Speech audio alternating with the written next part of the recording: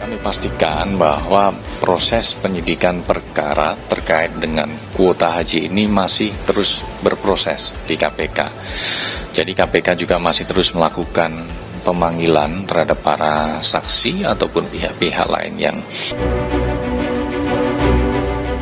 Kasus dugaan korupsi kuota haji tahun 2024 terus bergulir. Pejabat Kementerian Agama, seperti Menteri Agama 2020-2024 Yakut Khalil Qomas, Dirjen Penyelenggaraan Haji dan Umrah Kemenak Hilman Latif, hingga pendakwa Khalid Basalamah sudah diperiksa KPK. Mereka di luar sejumlah orang yang juga sudah diperiksa, termasuk ratusan biro perjalanan haji yang diduga terlibat. Meski sudah naik penyidikan sejak 9 Agustus lalu dan juga diumumkan penghitungan awal kerugian negara sebesar 1 triliun rupiah, KPK belum menetapkan tersangka. KPK juga menyebut 400 travel haji diduga terlibat, puluhan saksi sudah diperiksa, termasuk pengurus Asosiasi Penyelenggara Haji dan Umroh, serta pejabat BPKH. Belum adanya tersangka di kasus ini membuat pengurus besar Nahdlatul Ulama atau PBNU mendatangi KPK. Perwakilan PBNU berharap KPK segera menetapkan tersangka kasus dugaan korupsi pembagian kuota haji karena menjadi isu liar yang muncul atas perkara yang sudah pada tahap penyidikan ini. Rilis-rilis ataupun penjelasan-penjelasan KPK jangan sampai menyentuh kepada institusi-institusi yang sebetulnya tidak semuanya itu terlibat. Hanya beberapa orang, tapi seluruh Indonesia akhirnya komplain ke saya, bagaimana ini peta dan anatominya itu harus jelas segera dinyatakan. Sampai saya tadi menuntut limitnya kapan.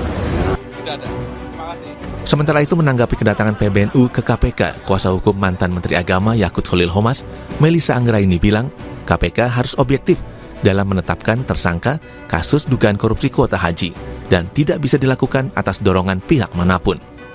Terkait permintaan penetapan tersangka yang disampaikan oleh pihak yang mengaku mewakili PBNU di KPK kemarin, tentu pada prinsipnya kami menghormati. Namun kita juga mempertanyakan bagaimana kapasitasnya dalam mengatasnamakan PBNU. Jangan sampai organisasi sebesar PBNU ini diklaim sepihak oleh orang-orang dengan agenda tertentu. Terkait dengan penetapan tersangka, itu tidak bisa dilaksanakan atau dilakukan hanya karena ada dorongan dari pihak manapun.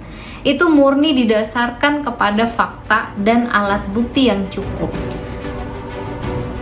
Sebelumnya, KPK membantah adanya campur tangan pihak istana yang membuat lembaga anti rasuah itu belum juga menetapkan tersangka dalam kasus dugaan korupsi kuota tambahan haji.